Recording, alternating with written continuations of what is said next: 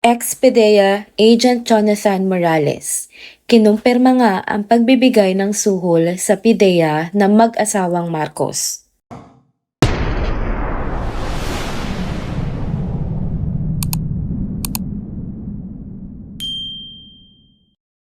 Ako ay naaawa sa Pangulo. Ito nga ang naging pahayag ng dating PDEA agent na si Jonathan Morales kaugnay nga sa paggamit ni PBBM ng pinagbabawal na gamot. Inilahad ni Morales na ayon sa declaration ng isang confidential informant nila ay kumpirmado ang ating Pangulo ay sumisinghot ng white powdery substance. Pansin nga nito na mukhang apektado na ang state of mind ng Pangulo dahil sa pagkakalulong nito sa illegal na droga o sa labis ng paggamit nito. Dahil dito, nagbigay na nga ito ng suhesyon sa Pangulo na dapat ay sundin na ng administrasyon ang panawagan ng mamamayang Pilipino na siya ay sumailalim sa hair follicle drug test. Anya pa ni Morales ay ito lamang ang tanging paraan ng Administrasyong Marcos para patunayan na ang resulta ng investigasyon na sinagawa niya ay walang katotohanan. Si ex-PDEA Morales nga ang nagsiwalat na mayroon na siyang na-save na CCTV video na nagpapatunay ng pagtatangkang pagsuhol ng mag-asawang Marcos sa kaibigan niya na naging agent din sa PDEA. Nangyari nga itong video na ito noong May 1, 10:32 a.m. Ayon sa video, habang binibisita siya ng dating katrabaho niya sa PDEA ay tumawag nga via video call ang isang tao na inutusan na mag-asawang Marcos para wag lumabas ang pangalang Marcos sa listahan ng PDEA leaks. Pinag-uusapan ng dalawang tao sa video call na ang kapalit nga ng pagsuhol sa kaibigan ni Morales ay ang posisyon na direktor. Komento pa ng kaibigan ni Morales na ayaw niyang makialam dahil di umano ay masalimuot nga ang isyu na ito dahil sa pag-aaway ng Duterte at Marcos. Ayon pa nga kay Morales, ang gusto ng mga tao o ng tao behind sa video call na ito ay patahimikin siya at wag siyang mag-testify sa investigasyon na ginawa niya. Sinabi pa sa kabilang linya na siguradong papatayin nga si Morales pag siya ay hindi tumahimik laban sa mga Marcos. Binanggit din ng tao sa kabilang linya na madaming taong mamamatay at sinabi pang napakaraming paraan na ngayon para pumatay na hindi magsususpecha ang taong bayan na murder ang nangyari, katulad na nga ng pagpapalabas na pagsagasa sa sasakyan o pagkaatake sa puso.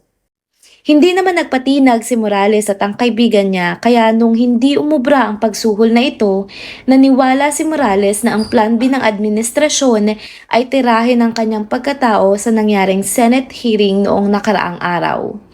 Sinabi pa ni Morales na normal na sa propesyon niya na makatanggap ng mga katulad nitong death threats. Ngunit nanindigan siya na ginagawa niya lang ang kanyang trabaho at wala siyang ginagawang kasalanan sa ating Pangulo.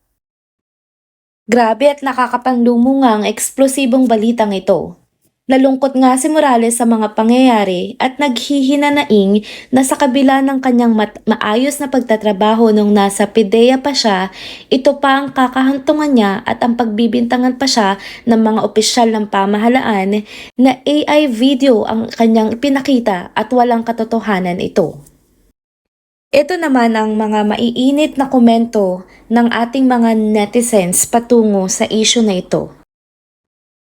Sabi ni @Rudy Doria 3897, nakakakinig, nakakagalit na ang gobyerno kasi imbes na sila yung tutulong sa kapwa nila Pilipino, sila pa rin ang gumagawa ng mga mali. Wala nang malalapitan at poprotekta sa taong bayan. Ayon naman kay @Rosie De Jesus 2112, sana pag napanood ng men in uniform, kumilos na sila. Kung nangyayari yan kay Mr. Morales, mangyayari rin yan sa mga men in uniform. Ngayon lang tayo nagkaroon ng ganyang presidente at first lady. Saad naman ni Yolanda Spateneder, 1989, grabe ang administrasyon na ito. Sila na ang mga mamamatay tao. Binababoy na tayo nitong mga bangag at butod. People's Power, ASAP tayo mga Pilipinos. Sir Morales, nasa likod mo ang taong bayan. Mabuhay po kayo. God bless us all. Komento naman ni at the fertilizers scam, AFP and PNP, wake up.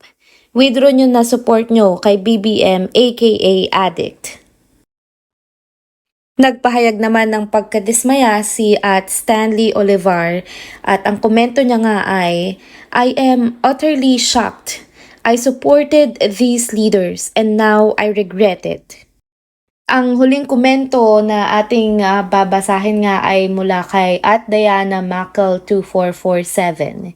Ito ang kanyang naging pahayag. Sir Morales, magdala ka ng sarili mong inumin or tubig. Paglalabas ka, wag po kayong tatanggap ng pagkain or uminom. Pag merong magbigay, umiwas po kayo, sir. Baka lagyan, alam mo naman, please, mag-iingat po kayo. Hindi po kayo pababayaan ng Diyos. We all support you, sir. Mga ka-trenders, dito na nga po nagtatapos ang ating update patungkol sa issue na ito. Masyado nga mabigat ang mga naging pahayag at revelasyon na ito ni Jonathan Morales laban sa Pangulo at sa kanyang First Lady. Sabahan niyo kung ipagdasal ang kanyang kaligtasan at sana ay malagpasan niya itong issue na ito ng matiwasay. Kayo ba mga ka-trenders, ano ang say nyo? Feel free to comment down sa video na ito. Salamat sa inyong panonood sa Trending Pilipinas TV. See you on my next one. Paalam!